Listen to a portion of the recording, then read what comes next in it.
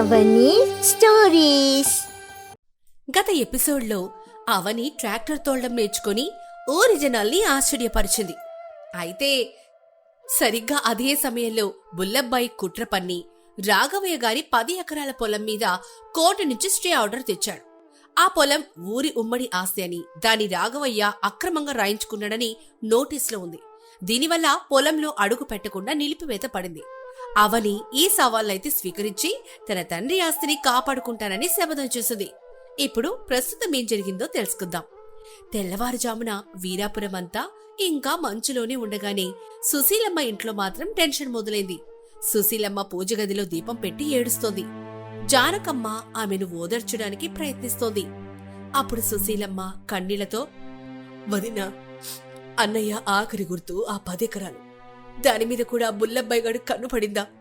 అన్నయ్య ఉన్నప్పుడు వాడికి ఒక్క మాట అనే ధైర్యం లేదు. ఇప్పుడు అన్నయ్య లేడని ఇలాంటి నీచమైన పనులు చేస్తున్నాడు. బాధపడకు సుశీల, మా ఆయన నాకు తెలిసి పొలంకి సంబంధించి డాక్యుమెంట్స్ సరిగ్గానే చేయించుంటారు. ఆ పొలం మన తాతల నాటిది. వాడు ఎన్ని కుట్రలు చేసినా నిజం దాగదు కదా.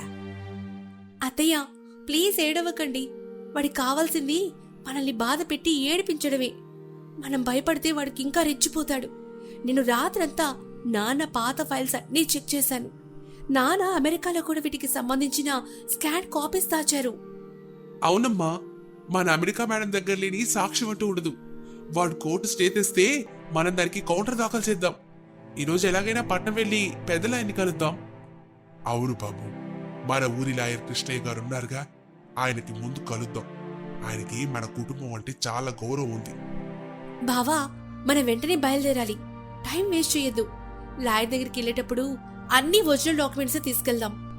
సురేష్ తన పాత కారులో అవనిని వాళ్ళ నాన్నని తీసుకుని పట్నం బయలుదేరాడు. దారిలో అవని తన ల్యాప్టాప్ లో ఏదో సర్చ్ చేస్తుంది.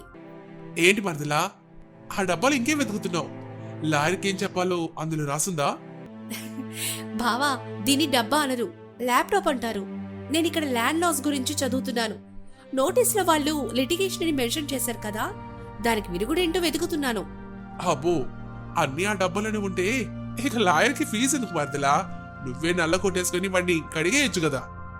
ఒరే సురేష్, అల్లరాపి డ్రైవింగ్ మీద దృష్టి పెట్టు. ఆ గుంతలు చూడరా నానా. ఈ రోడ్లు మనం పొలం కంటే దారుణంగా ఉన్నాయి.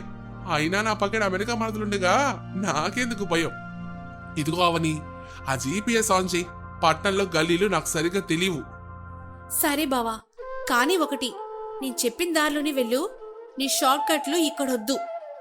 సరే సరే, అంతా నీ మాటే వింటాను. కానీ పట్నం వెళ్ళాక నాకు ఒక మంచి ఐస్ క్రీమ్ తినిపించు మరదలా, అమెరికా స్టైల్లో. డీలోకి బావా. నువ్వు నన్ను లాయర్ దగ్గరికి సేఫ్ గా తీసుకెళ్తే నీకు ఐస్ క్రీమ్ కాదు, పెద్ద పిజ్జాని ఇప్పిస్తాను, సరేనా? దారిలో సురేష్ తన అల్లరితో అందరినీ నవ్విస్తూ టెన్షన్ తగ్గించడానికి ప్రయత్నించాడు.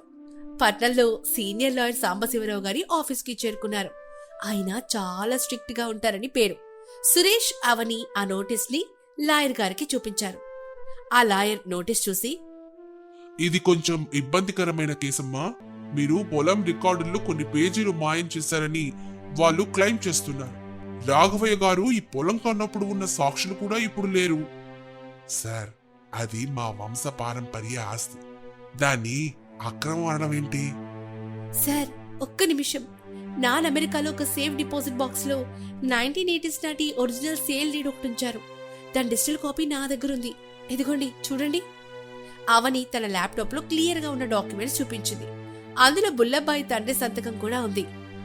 ఓ వావ్, ఈ డాక్యుమెంట్ ఉంటే చాలమ్మా, వాళ్ళు చేసిన కుట్ర ఇక్కడే బయటపడిపోతుంది.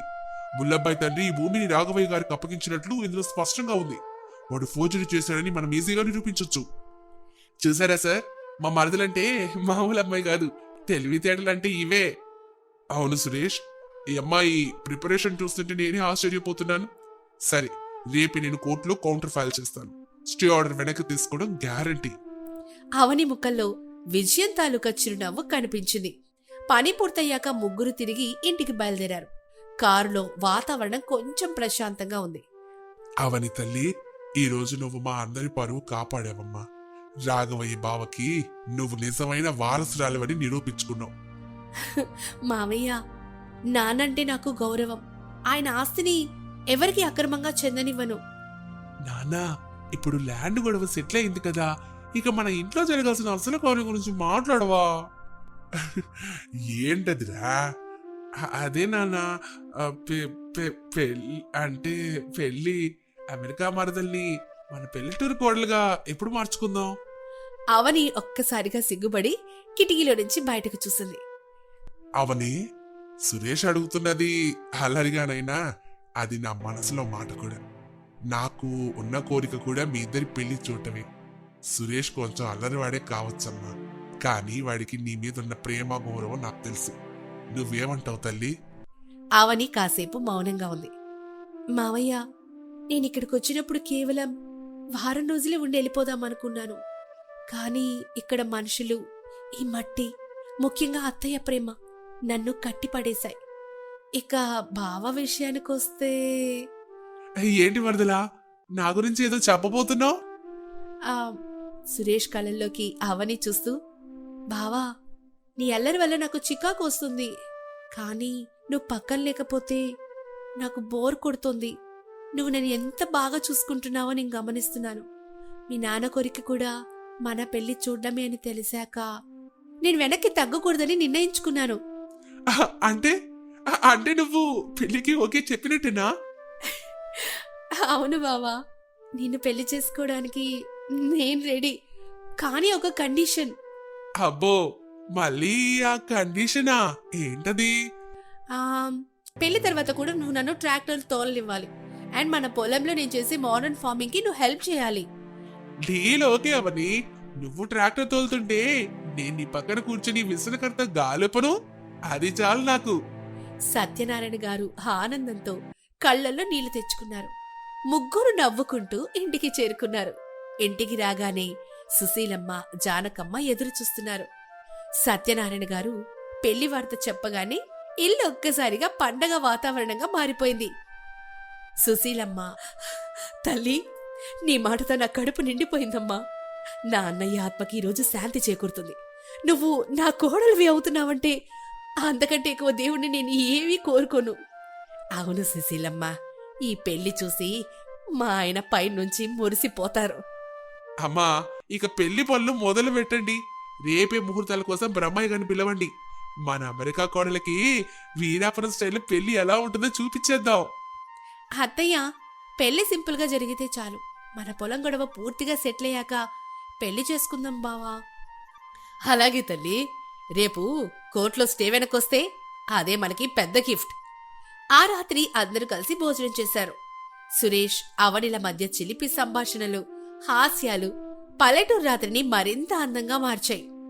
అందరూ పడుకున్నాక అర్ధరాత్రి సమయంలో సురేష్ ఇంటి గేటు వద్ద ఎవరో అడుగుల శబ్దం వినిపించింది. సురేష్ మెల్లిగా లేచి కిటికీలో నుంచి చూశాడు. ఒక వ్యక్తి ఇంటి గేటు వద్ద నిలబడున్నాడు. అతను సురేష్ కంట పడగానే మెల్లగా వెనక్కెళ్ళిపోయాడు. సురేష్కి అనుమానం వచ్చి బయటకెళ్లాడు. కాని అక్కడ ఎవరూ లేరు. గేటు మీద ఒక చిన్న లెటర్ ఉంది. అప్పుడు సురేష్ తనలో తానే, ఇదేంటి ఈ టైంలో ఇక్కడెవరుంటారబ్బా? బుల్లబ్బాయి మనుషులా? సురేష్ ఆ లెటర్ తీసుకుని లోపలికొచ్చి చదివాడు. చదవగానే అతని ముఖం తెల్లబారిపోయింది. మరుసటి రోజు ఉదయం అందరూ కాఫీ తాగుతూ ఉండగా బుల్లబ్బాయి తన అనుచరులతో ఒక కొత్త వ్యక్తితో కలిసి ఇంటికొచ్చాడు. ఆ వ్యక్తి చూడ్డానికి ఒక విదేశీ లాయర్లాగా ఉన్నాడు. ఏరా సురేష్, నేను పట్నం వెళ్ళి ఏదో సాక్ష్యం తెచ్చానని మురిసిపోతున్నావా? అదిగో ఆయన ఎవరో చూడు, అమెరికా నుండి వచ్చారు. ఎవరైనా?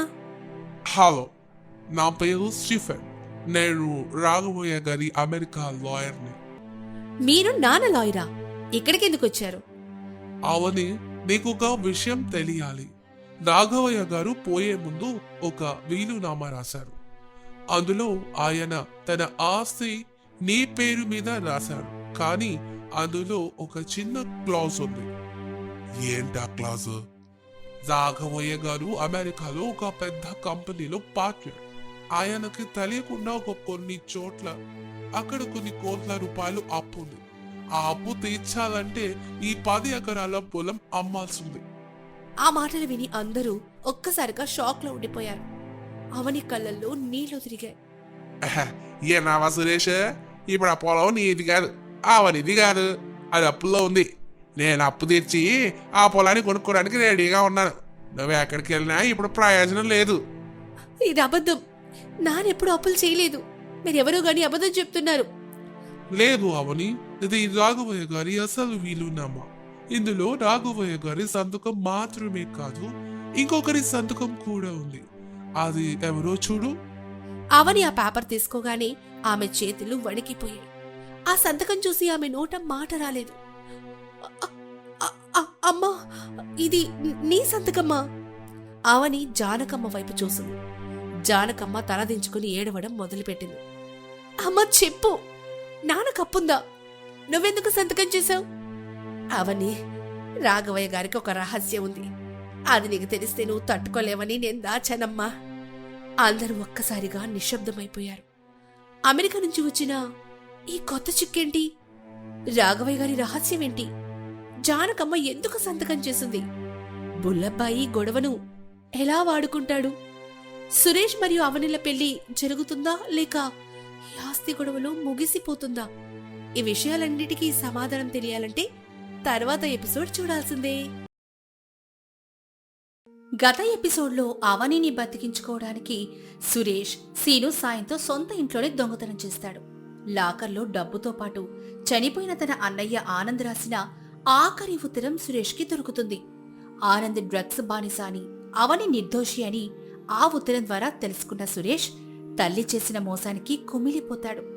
విషయం తెలిసిన అనసూయ ఆస్పత్రిలో అవనిని చంపడానికి, ఆ ఉత్తరాన్ని దక్కించుకోవడానికి పాండు అనే రౌడీని పంపిస్తుంది. ఆ రోజు ఉదయం 7 గంటలు ఆస్పత్రి వెయిటింగ్ హాల్లో సురేష్ చేతిలో ఆనంద్ రాసిన ఉత్తరం ఉంది. అతను దాన్ని పదే పదే చదువుతున్నాడు. సీను పక్కనే కూర్చొని చుట్టూ గమనిస్తున్నాడు. బాబుగారు, ఆ లెటర్ని ఇలా బహిరంగంగా పట్టుకోకండి. అనసూయ గారి మనుషులు ఎప్పుడైనా రావచ్చు. దాన్ని దాచండి. దాచాల్సింది ఈ లెటర్ని కాదు సీను, మా అమ్మ చేసిన పాపాన్ని. ఇన్నాళ్ళు నేను ఆనందన్నయ్య ఫోటోకి దండేసి దేవుళ్ళ చూశాను. కాని వాడు డ్రగ్స్ కోసం చెడిపోతే ఆ నిందని ఒక అమాయకమైన ఆడపిల్ల మీద వేసిందా? అవని పడ్డ నరకానికి కారణం నా తల్లే. నిజం లిప్పులాంటిది బాబు గారు, ఎప్పటికైనా బయటపడుతుంది. కానీ ఇప్పుడు మనకు ముఖ్యం అవని గారి బ్రతకడం. డాక్టర్లు ఏం చెప్పారు? డబ్బు కట్టాం కాబట్టి మందులు స్టార్ట్ చేశారు సీను. కానీ ఇన్ఫెక్షన్ బాగా ముదిరిపోయిందట. వచ్చే 12 గంటలు చాలా ముఖ్యం అంటున్నారు. ఆమె స్పృహలోకి రాకపోతే... ఏం కాదు బాబు గారు, అవని గారు ధైర్యవంతురాలు. ఆ మంచునే జయించారు, ఈ మందుని జయించలేరా చెప్పండి? అప్పుడే సురేష్ ఫోన్ మోగింది. తన తల్లి అనసూయ ఫోన్ చేసింది. సురేష్ కోపంగా ఫోన్ లిఫ్ట్ చేశాడు. ఇంకా ఎందుకు ఫోన్ చేస్తున్నావు? నా భార్య చచ్చిపోయిందో లేదో తెలుసుకోవడానికా? కోపం తగ్గించుకో సురేష్, బీపీ పెరిగిపోతోంది. నా ఇంట్లో దొంగతనం చేసి నా పరువు తీసే కాగితం పట్టుకుని పారిపోయావు. నీకేం భయం లేదా? భయం తప్పు చేసిన వాళ్ళకుంటుంది మమ్మీ, నీకుండాలి భయం. ఈ లెటర్ గనక మీడియాకెళ్తే జూబ్లీ హిల్స్ మహారాణి అనసూయాదేవి కొడుకు డ్రగ్స్ అడిక్ట్ అని ప్రపంచానికే తెలుస్తుంది. నీ పరువు గంగలో కలుస్తుంది. ఓహో, బెదిరిస్తున్నావా? ఆనంద్ చచ్చిపోయి 8 ఏళ్ళు అయిందిరా. ఇప్పుడు వాడు డ్రగ్స్ తీసుకున్నాడని తెలిస్తే నాకేం బోదు. 4 రోజులు మాట్లాడుకుంటారు, తర్వాత మర్చిపోతారు. కానీ నీ భార్య బతకాలంటే ఆ లెటర్ నాకు కావాలి. ఏంటి బేరమా? నా భార్య ప్రాణానికి నీ పరువుకి బేరమా? అవును సురేషు, నువ్వు డబ్బు కట్టి ఉండొచ్చు. కానీ ఆసుపత్రిలో కరెంటు పోతే, ఆక్సిజన్ సిలిండర్ లీక్ అయితే, లేదా నర్సు పొరపాటున విషం ఇంజెక్షన్ ఇస్తే ప్రమాదాలు ఎప్పుడైనా జరగచ్చు కదా. మమ్మీ, ఆమెనేం చెయ్యకు. ఆమె నీ కోడలు. మనిషిగా ఆలోచించు. నేను మనిషిని కాబట్టే ఆఫర్ ఇస్తున్నాను సురేష్. ఆ లెటర్ తీసుకుని ఇంటికి రా, అవనిని బతికించుకో. లేకపోతే గంటలో ఆమె శవాన్ని తీసుకుపో, నీ ఇష్టం. అలా చెప్పి అనసూయ ఫోన్ కట్ చేసింది. సురేష్ ఏమో భయంతో వణికిపోయాడు. ఏమైంది బాబు గారు? ఆ రాక్షసి ఏం చెప్పింది? అవనిని చంపేస్తానంటుంది సీను. ఆసుపత్రిలో ప్రమాదం సృష్టిస్తానంటుంది. మనం జాగ్రత్తగా ఉండాలి. ఐసీయూ దగ్గరికి ఎవరికి రానివ్వకూడదు. ఆ రోజు రాత్రి 10 గంటలు ఆసుపత్రిలో సందడి తగ్గింది. వర్షం పడుతోంది. పాండు గూండా ఒక వార్డ్ బాయ్ డ్రెస్ వేసుకుని ఆసుపత్రిలోకి వచ్చాడు. అతనితో పాటు మరో 2 మనుషులు కూడా పేషెంట్ లాగా వచ్చారు. మేడం, లోపలికొచ్చేసాం. ఐసీయూ 3వ ఫ్లోర్లో ఉంది. Power control room ground floor లో ఉంది. ఏం చేయమంటారు? ముందు పవర్ కట్ చెయ్యి, జనరేటర్ ఆనవ్వకుండా వైర్లు కట్ చెయ్యి. ఆ చీకట్లో సురేష్ గారి దగ్గర ఉన్న లెటర్ లాక్కోండి. ఆ అవని ఆక్సిజన్ మాస్క్ పీకేయండి. పని పూర్తయ్యాక నాకు ఫోన్ చెయ్యి ఓకే మేడం, పని అయిపోయినట్టే అని ఫోన్ కట్ చేశాడు. ఐసీయూ బయట సురేష్ కుర్చీలో కూర్చొని అవని వైపు అద్దంలోంచి చూస్తున్నాడు. సీను కాఫీ తేవడానికి క్యాంటీన్కెళ్ళాడు. పాండు ఏమో మెల్లగా ఐసీయూ వైపు నడుచుకుంటూ వచ్చాడు. చేతిలో ఒక ట్రాలీ ఉంది. సురేష్ అతన్ని గమనించలేదు. అప్పుడు పాండు సురేష్ దగ్గరకొచ్చి, సార్, పేషెంట్కి మందులివ్వాలి, డాక్టర్ గారు పంపారు. ఇప్పుడే కదా మందులిచ్చారు, మళ్ళీ ఏంటి? డాక్టర్ ఎవరు? డాక్టర్ వర్మ గారు సార్, అర్జెంట్ అట. డాక్టర్ వర్మ ఇప్పుడే రౌండ్స్కి వెళ్ళారు కదా. సురేష్ అనుమానంతో లేచేసరికి పాండు తన జేబులోంచి కత్తి తీసి సురేష్ని బెదిరించాడు. అరిస్తే పేగులు బయటకొస్తాయి. ఆ లెటర్ ఎక్కడుంది ఇవ్వు. నువ్వు అమ్మ పంపిన మనిషివా?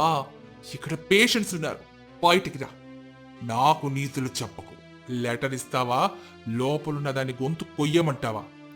అప్పుడే ఆసుపత్రి అంతా లైట్లు ఒక్కసారిగా ఆగిపోయాయి. చిమ్మ చీకటి. ఎమర్జెన్సీ లైట్లు కూడా వెలగలేదు. జనరేటర్ కూడా పనిచేయడం లేదు. అప్పుడు సురేష్ ఆందోళనగా, పవర్ పోయింది, అవని వెంటిలేటర్. పాండు ఆ చీకటిని అలసగా తీసుకుని సురేష్ని కిందకి తోసేసి ఐసీయూ లోపలికి వెళ్ళాడు. సురేష్ ఏమో అవని అవని అంటూ అరుస్తూ వెనకాలే వెళ్ళాడు. ఐసీయూ లోపల కేవలం మానిటర్ల వెలుతురు మాత్రమే ఉంది. వెంటిలేటర్లు బీప్ సౌండ్ చేస్తున్నాయి. బ్యాకప్ బ్యాటరీ మీద నడుస్తున్నాయి.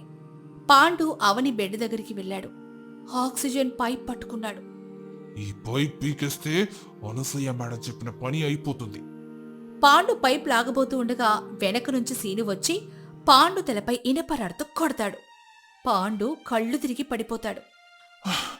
నా చెల్లెలు జోలికొస్తే ఏ అమ్ముడికైనా ఇదే గతి. సురేష్ పరుగునొచ్చి అవనిని చూసుకుంటూ, సీను, టైంకి వచ్చావు, పవర్ పోయింది, వెంటిలేటర్ బ్యాటరీలో ఉంది, ఏం చేయాలి? బాబుగారు, వీడు ఒంటరిగా రాలేదు, కింద పవర్ రూమ్ లో ఎవరు ఉన్నారు. నేనెళ్ళి చూస్తాను, మీరిక్కడే ఉండండి, తలుపు లాక్ చేసుకోండి. సీను బయటికెళ్లబోతూ ఉండగా ఐసీయూ తలుపు బద్దలు కొట్టుకొని సిఐ రుద్ర, వాళ్ల వెనక అనసూయ దర్జాగా నడుచుకుంటూ వచ్చింది. Game over సురేషో. ఐసీయూ లోపల ఉద్రిక్తత వాతావరణం. ఒకవైపు స్పృహలేని అవని, ఎదురుగా పోలీసులు, అనసూయ. అప్పుడు సిఐ రుద్ర తుపాకీ గురిపెట్టి, మిస్టర్ సురేష్, కత్తి కింద పడేయండి, మీ మీద అటెంటివ్ మర్డర్ కేసు కూడా పడుతుంది. రుద్ర, ఇది ఆసుపత్రి, ఇక్కడ గొడవ చేస్తే పేషెంట్స్ చెడిపోతారు, బయటికి పోండి. ఎవరు చస్తే నాకేంటి? నాకు కావాల్సింది ఆ లెటర్, అదివ్వు. కరెంట్ ఆన్ చేయిస్తాను, లేకపోతే చూడు అవని గుండె చప్పుడు తగ్గుతోంది. అలా అంటూ అనసూయ మానిటర్ వైపు చూపిస్తుంది. మానిటర్లో హార్ట్ రేట్ మెల్లగా పడిపోతోంది. బీప్ శబ్దాలు వేగంగా వస్తున్నాయి. సురేష్కి అడ్డుగా నిలబడి శ్రీను, అమ్మగారు, మీరసలు మనిషేనా? కడుపును పుట్టిన కొడుకుని బ్లాక్మెయిల్ చేస్తారా? ఆ లెటర్లో మీ పరువు పోతుందని భయపడుతున్నారు, కానిక్కడ ప్రాణం పోతుందండి. పరువేరా ప్రాణం? ఆనంద్ డ్రగ్స్ తీసుకున్నాడని తెలిస్తే నా సామ్రాజ్యం కూలిపోతుంది. టైం సురేషో, టైం లేదు. లెటర్ ఇస్తావా, అవనని చంపుతావా? మమ్మీ, నువ్వే గెలిచావు, నేను ఓడిపోయాను, అవని బ్రతకాలి, అంతే. సురేష్ తన జేబులో నుంచి ఆనంద్ రాసిన లెటర్ తీశాడు. అనసూయ కళ్ళు మెరిసిపోయాయి. సురేష్, ఇదిగో లెటర్ తీసుకో, కానీ వెంటనే పవర్ ఆన్ చేయించు మమ్మీ. అనసూయ లెటర్ లాక్కొని, రుద్ర పవర్ ఆన్ చేయమని చెప్పు. అప్పుడు రుద్ర పవర్ ఆన్ చేయమని చెప్తాడు. సెకండ్లలోనే లైట్లొచ్చాయి. వెంటిలేటర్ నార్మల్గా పనిచేయడం మొదలెట్టింది. సురేష్ ఏమో ఊపిరి పీల్చుకుని అవని దగ్గరికి వెళ్ళాడు. సాక్ష్యం ఎప్పుడో నాశనం చేయాలి సురేషు, అప్పుడే చరిత్ర మనదవుతుంది. అనసూయ ఆ లెటర్కి నిప్పు పెట్టింది. సురేష్, శ్రీను నిస్సహాయంగా చూస్తున్నారు. ఆ కాగితం కాలి బూడిదైపోయింది. ఇప్పుడు చెప్పు సురేష్, ఆనంద్ ఎలా చనిపోయాడు? అవని కోసం డబ్బు తీసుకుని వెళ్తూ యాక్సిడెంట్లో. అది నా కొడుకంటే. ఇప్పుడిను, నేను నీ అకౌంట్స్ ఆన్ చేస్తాను, అవనిని బ్రతికించుకో. కానీ ఒక కండిషన్, ఆమె బతికిన తర్వాత నువ్వు ఆమెకు విడాకులు ఇవ్వాలి. ఆమెను ఈ ఆసుపత్రి నుంచి నేరుగా వాళ్ళ ఊరికి పంపేయాలి. మళ్ళీ నా ఇంట్లో అడుగు పెట్టకూడదు. సురేష్ అవని పరిస్థితి చూసి ఆగిపోయాడు. సరే, ఆమె బ్రతికితే చాలు. రుద్ర పద వెళ్దాం. అనసూయ రుద్ర స్పృహ వచ్చిన పాండును తీసుకుని వెళ్ళిపోయారు. సురేష్ కూర్చొని ఏడ్చాడు. సీను, నేను ఓడిపోయాను. అన్నయ్య నిజం నిరూపించుకోలేకపోయాను. అవనిని నా భార్యగా ఉంచుకోలేకపోతున్నాను. బాబుగారు, లేవండి, కన్నీళ్లు తుడుచుకోండి. మీరు ఓడిపోలేదు, అనసూయ గారు గెలిచానని భ్రమపడుతున్నారు. అంటే లెటర్ కాలిపోయింది కదా, సాక్ష్యం పోయింది కదా. సీను తన జేబులోంచి ఒక ప్లాస్టిక్ కవర్ తీశాడు. అందులో అసలైన లెటర్ భద్రంగా ఉంది. ఇదేంటి? నేను దొంగను బాబు గారు. డూప్లికేట్ కి ఒరిజినల్ కూడా తేడా తెలియకుండా చేస్తాను. నిన్న రాత్రి ఆసుపత్రి బయట జెరాక్స్ షాప్ లో కలర్ జెరాక్స్ తెయించానులేండి. మీరు మీ అమ్మగారికి ఇచ్చింది జెరాక్స్ కాపీ. అసలైన లెటర్ నా దగ్గరే ఉంది. సీను, నువ్వు మనిషివి కాదురా, దేవుడివి. దేవుడు కాదు బాబు గారు, స్నేహితుడి. ఇప్పుడు ఈ లెటర్తో మనం ఒక ఆట ఆడుకుందామా? నేరుగా యుద్ధం చేయాలి. అవని గారు కోలుకోగానే కోర్టులో కాదు, మీడియా ముందు పెడదాం. సురేష్ కళ్ళల్లో ఆత్మవిశ్వాసం వచ్చింది. కానీ అప్పుడే డాక్టర్లు వచ్చారు. అవనిని పరిశీలిస్తున్నారు. అవని, నేను గెలిచాను, సాక్ష్యం ఉంది, చూడవని. మరి అవని బ్రతుకుతుందా? సీను దాచిన అసలైన లెటర్ బయటపడుతుందా? మీడియా ముందు అనసూయ పరువు పోతుందా? లేక ఆమె ఇంకేదైనా మాయ చేస్తుందా? లేక కన్నీటితో ముగుస్తుందా? ఇవన్నీ తెలుసుకోవాలంటే ఎపిసోడ్ 10 కోసం వేచి చూడండి.